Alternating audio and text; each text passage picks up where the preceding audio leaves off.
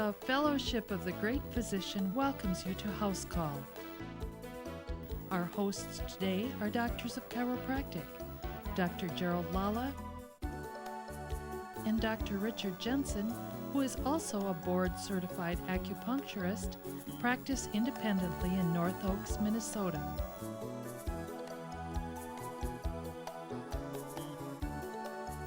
Let's join our hosts for today's program that will assist you in your quest for optimum health and well-being.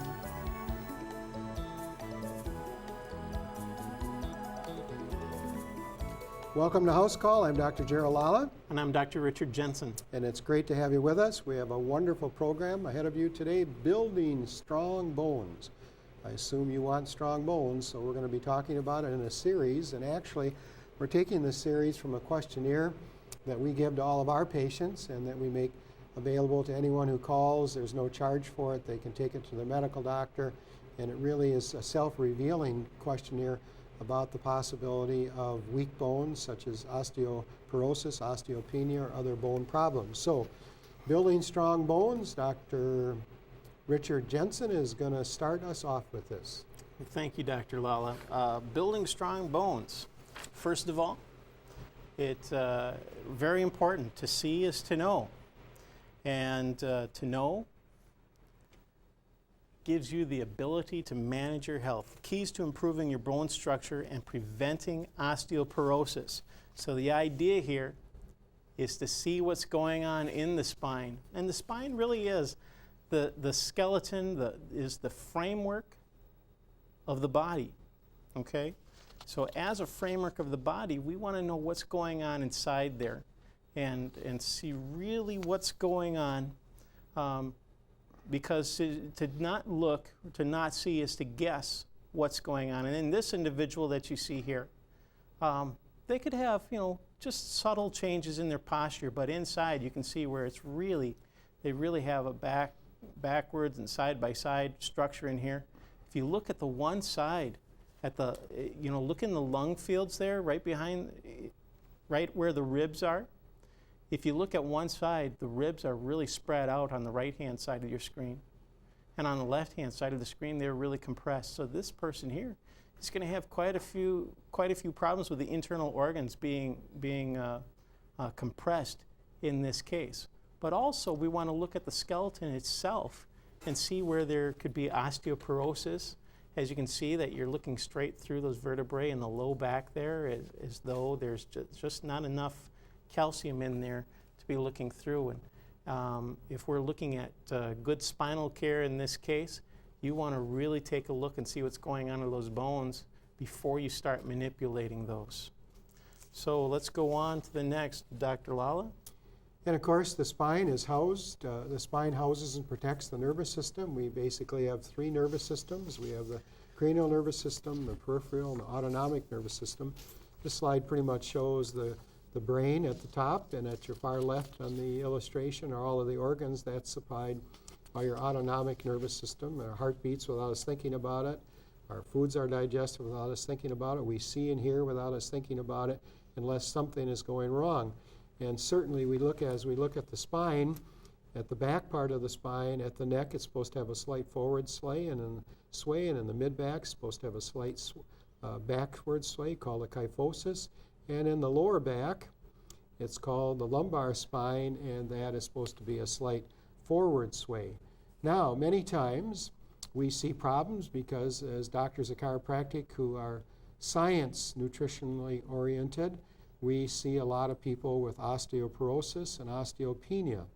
What are they? So, some important questions regarding the health of your bones, and Dr. Jensen is going to start with the first one. Again, these are taken from a questionnaire that we ask all of our patients to fill out, or anyone who writes us, we're happy to send it to them so that they can take it to their doctor because it is self-revealing about the health of their bones. Dr. Jensen, please. Thank you, Dr. Lala. Well, have you reached menopause? We're talking primarily to the women out there. But have you reached menopause? If the answer is yes, then your ovaries are no longer producing estrogens, or at least not estrogens in the quantities or the amounts in which your body is used to. They still may be secreting some, but a lot of that has been pushed over onto your ovaries, or not onto your ovaries, but onto your adrenal glands. Are your adrenal glands then, are they producing the hormones needed for general health and deposition of calcium into your bones?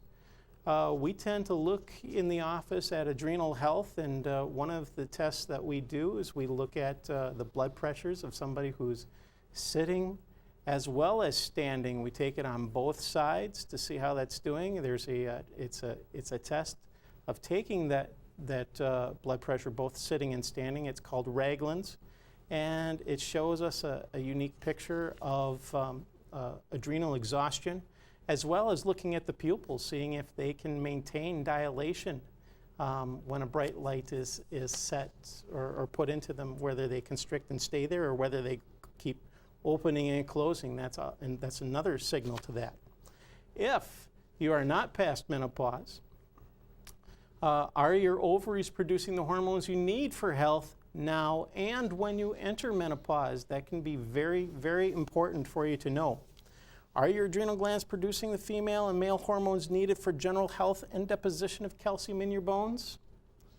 Well, to find out or to seek that through testing is very, very important. So let's look at the next slide here, which shows us the hormone analysis. What we have is at the root of all hormones are produced from cholesterol, okay? And from cholesterol, that produces pregnenolone, and pregnenolone into 17-hydroxypregnenolone. And from there into DHEA. Now, a lot of people out there have read books and that look at DHEA as the solution to just all your hormone problems and start to self-supplement that. I've seen a number of those, and usually the supplement that they take is 10 times the level that you'd really want to take to even hope for regulating this. And many times it's not the only substance that's needed. So if they are taking the right thing, they're not taking something that's needed along with it to get the effects that they were taking it and hoping for. The DHEA then produces etiocholanolone, androsterone, and androstenedione. And the androstenedione, quite interestingly enough, some people take that as a precursor for testosterone and the estrogens. Again, if you go to the left or to the right of that, testosterone is made. Those two arrows that go back and forth show that androstenedione can become testosterone, and then testosterone can go back and become androstenedione, or even estriol. And we find with some people that there are some precursors in there, or some of the other hormones that are taking place in there, such as the corticosteroids, that may be pushing them back to androstenedione or up to androsterone, rather than going on to estradiol and all around. So it really takes a hormone analysis and somebody who really is going to look at it and know what they're looking at to ferret out some of these problems that people do have. Again, we looked at androstenedione going down into the family of estrogens, and there's 3 of them listed there: estrone, estriol, and estradiol. And these have different strengths as well as ramifications on the tissue, and they then enact upon those tissues that are sensitive to testosterone and estrogens. And as far as bone health, many times what these things do is they're used to activate your vitamin D within your intestinal tract to say, hey, let's absorb some calcium and then deposit it into the bone. So many times when we're looking at these hormones, we're looking at not just where the hormones are, but at the tiers of their reactions throughout the body to get to the end result. And in this case, what we're talking about on this program is enjoying strong bones. Let's go to the next hormone analysis part, which is the corticosteroids. Dr. Lala?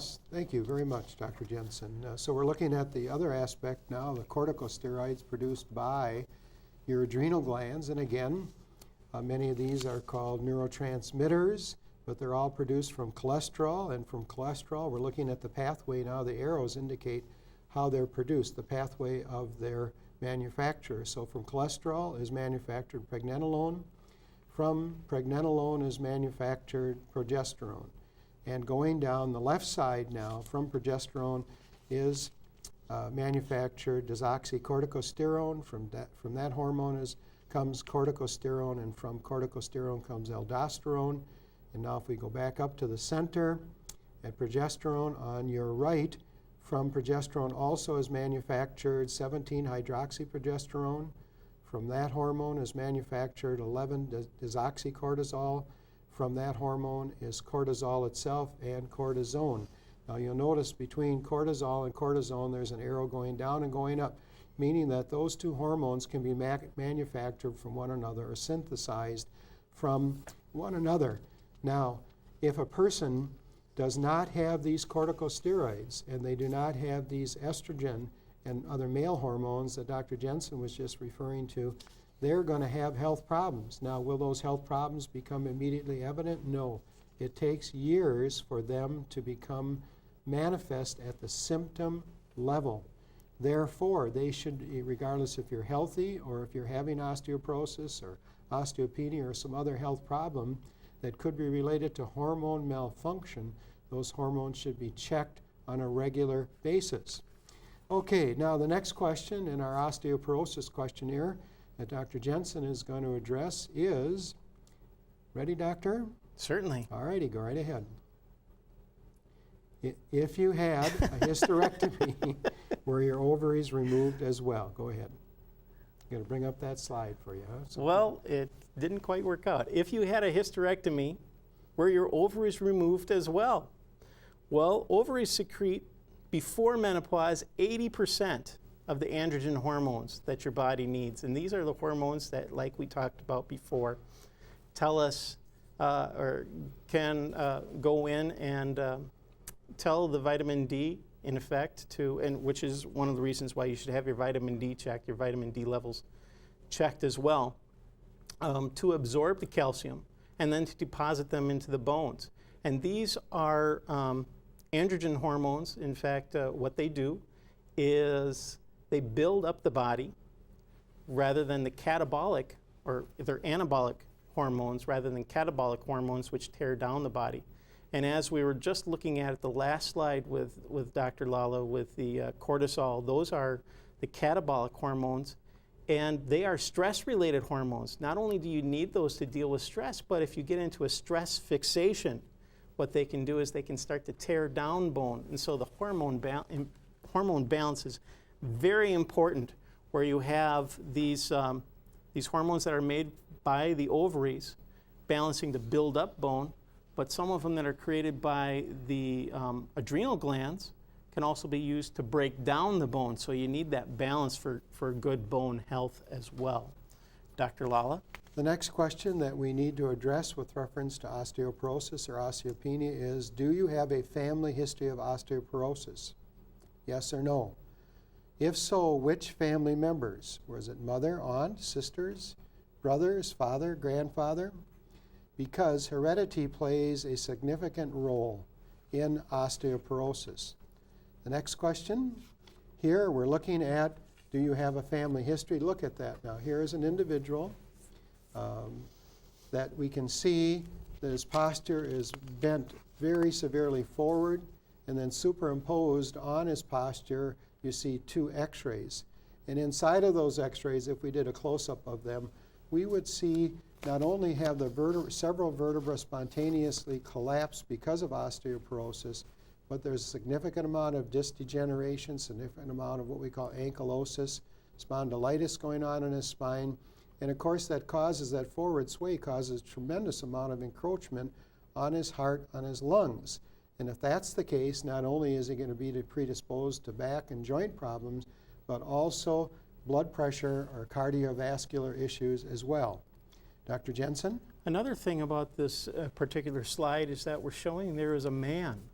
And most people look at, in their family history of osteoporosis, we look at it as primarily a female problem. And like as in this questionnaire so far, we've been talking about menopause, but really it occurs in men to a much greater degree than what is generally accepted out in the community. So you want to really look at which family members it has, and heredity does play a significant role. And really do look at the male members of your family as well. They could be showing precursors to osteoporosis, and really is something that can be treated, help staved off, so that they don't suffer from this later in life. Next, we have looking at the history of bone fractures. If we bring up that next slide. There we go. Do you have a history of bone fractures? And this slide really shows osteoporosis taking place in this lumbar spine. If you look at the bottom of the spine, if you see the arrow here, they have significant amounts of arthritis taking place in here. They have remodeling of the bone, where this is generally a square sort of shape of this. It's actually like a doorstop here. Now, trying to change posture in this individual is going to be very, very difficult, because the bones function follows the form, or form follows function in this case as well. That if you have a doorstop shaped vertebral body, it's going to be really hard to stop that from curve. And here they're having a number of collapsing vertebrae, which really start from not having enough calcium in the bones, which means there's not enough strength in those bones to hold up underneath the stresses of the weight in there. Now, this person has had a fracture here in the hip bone here in the femur, and really that takes place a great deal of time in the femurs due to their internal structure, but they're really susceptible to fractures from osteoporosis. When you hear about somebody falling and breaking their hip, you've heard it a number of times, their hip spontaneously broke and it caused them to fall. Dr. Lala, do you have further observations? As we look at that x-ray, that we're looking at the lumbar spine and pelvis from the front, and normally that spine, that lumbar spine, should be straight, so that's a significant spinal scoliosis. As we look at it also, we notice that not only have they had a hip replacement there, but that the left one, the one that has not had surgical intervention, is lower than the right. So every step that that person takes, they're walking off balance, because that right hip now is higher than the left. So it'd be like an automobile going down the street with one tire, say the left rear tire, with half of the normal air pressure that it needs, and the right one having more pressure than, of course, the left. So that creates not only structural imbalance within the lower back, the sacroiliac joints, and the lumbar spine, but it creates structural stress going down into the thighs, the knees, the legs, the ankles, and the feet. And many times you'll see that these people's feet, when they walk, we happen to make digital pictures of every new patient that comes in our clinic. And those digital pictures are of them walking up and down the hall, so that we can record what their posture is when walking. We also make copies, color printouts, of those pictures as part of their health file that they keep. So we want to help people develop a health file, so that if anything ever happens to them, or if they go to another doctor, that they will have a health file. You would not believe the amount of information that people receive, but it's not organized in a very nice and organized way. Thus, there's a lot of confusion, and it puts their physician or their chiropractor at a disadvantage when they go to see them. Dr. Jensen, did you have something to offer there? Well, just playing off of that short leg, and with the abnormal wear that would be taking place in this person. Normally, if we're looking at plain films like that, there's a good gauge that all chiropractors learn is that when you're looking at the leg length inequalities like that, if there's a 5 millimeter difference, it starts to generate pain either there or elsewhere in the body. And if that difference is up to 10 millimeters difference, it will start to create degeneration. Now, if you're looking at it, relating it to a car, if you started to have abnormal wear, it's time to rotate the tires. You can't do that with your legs, But what we can try to do is help regulate the distances that they have on there and try to change the biomechanical actions that they have so that they don't end up, in this case, they might have had that wearing down in the hip, but it can also be created in the knees, in the ankles, in the low back, as we saw in that picture that there's a lot of arthritis in the back, and that's due to abnormal pressures being caused by that short leg. So a lot of these things, it deserves analysis before you get to that point. Dr. Lala? And the most scientific way to evaluate this leg length deficiency is not just by visual observation, but the most scientific way is with a weight-bearing standing x-ray. Now, why? Because the traditionally organized medicine, orthodox medicine, makes their spine x-rays with the patient lying on a table. That's fine. They're good x-rays, but it takes from horizontal gravity. You're supposed to have this vertical gravity so we can see the weight coming down. When the person is lying down, it changes that gravity. So many of the films that we review every day that come in, that are sent in from medical facilities, they're fine x-rays, but they're made in the person in the horizontal position. We don't see the weight bearing, and so we need to really make those films over, at least a couple of those films of the lower back over, so that then we can mathematically measure what any millimeter differences are. Then we can either put, if there is a leg length deficiency then, and it's anatomical in nature, we can put a very simple flexible wedge in their heel and or make impressions of their feet that for orthotics that'll fit in the shoes and stop this continual structural stress that's going on not only down in the feet, the ankles. Many times they have these chronic Achilles heel tendons because they become bowed when their feet are pronated or supinated, and that affects, as Dr. Jensen said, right up into the legs, into the knees. So many chronic knee problems, leg problems, thigh problems are related to issues in the feet. And I would tell you this, that the mass majority of the people that we see that have gone to other practitioners, they have either not x-rayed them or they have not mathematically evaluated or analyzed those x-rays, or they don't bother looking at their feet and making the recommendations.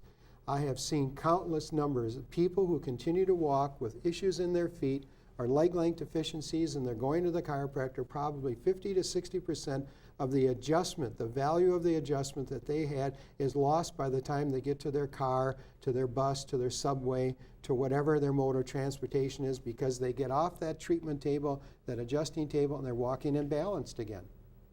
And so many of the chronic problems that people have are not corrected and not stopped until the foot issue is dealt with, right? Absolutely. We look at the foundation all the way through. If the feet are thrown off, if the knees are thrown off, the hips are going to be thrown off. And with the hips thrown off, you've seen these curves, and they'll just climb right on up the spine and generate headaches. And so let's go on from there, though. All right, the next question is, have you ever had a bone density test? If so, when? Was the densitometry test performed yearly? It should be done at least yearly, regardless of what your HMO or Medicare says. And a bone density scan reveals then what is called a T-score. So any T-score higher than 1.0 is normal for postmenopausal women.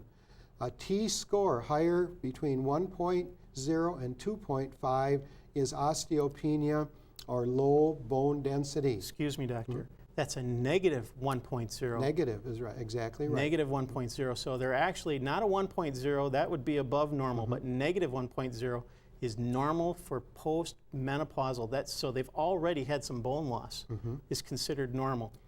And when it goes above 2.5, that definitely is osteoporosis. So that's all of the radiology reports that we get in on bone density studies always give the T-score, and if it was performed at the same facility as previously, the radiologist does a comparison.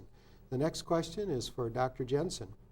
Have you been told that you have osteoporosis, and how was it diagnosed? If the answer is no, why not?